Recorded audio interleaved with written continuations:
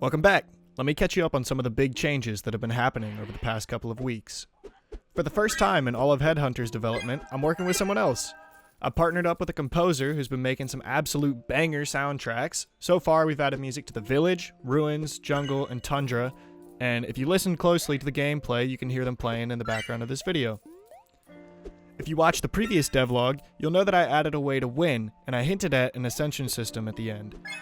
I've since added that system, so now each time that you win on the highest ascension, you unlock the next level. Before each run, you can talk to the Cyclops NPC in the village to set your ascension level. For each level, enemies gain 1 additional health and bosses gain 3. That's right, I said bosses.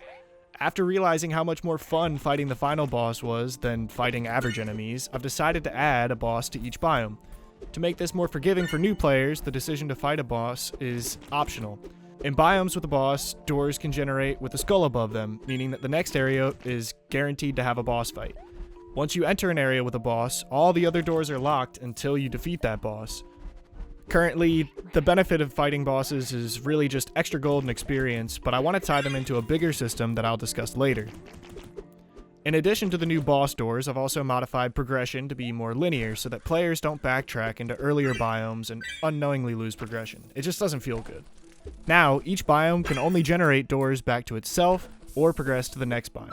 To further clarify what is forward progress, I changed the area number at the start of each level just to represent the order of the biome instead of how many doors the player had gone through. Now, there's always a point to explore, because if you don't find the door that you want right away, you can just go look around the area and try and find the one that you're looking for. With all these changes came some welcome rebalancing of the endgame scoreboard. I've removed some less important statistics like healing at statues, opening chests, stuff like that, and I've replaced them with more essential metrics, namely a multiplier for playing on higher ascensions, and another for winning your run. Lastly, I've overhauled the UI so that it's more descriptive. It's an obvious change that I needed to do for a long time. Now the health and experience bars are labeled, the player knows exactly what value they have for each, and they can see their current level. Those are all the changes that I've made. Now we can discuss the future, and how bosses might tie into what I believe will be the most important aspect to the game's success. Abilities.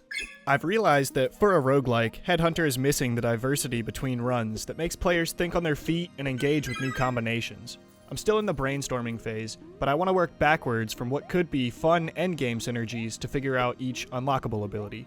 These unlocks could be a reward for defeating each boss, leveling up to certain thresholds, or available for purchase at random shops, which would add more value to gold.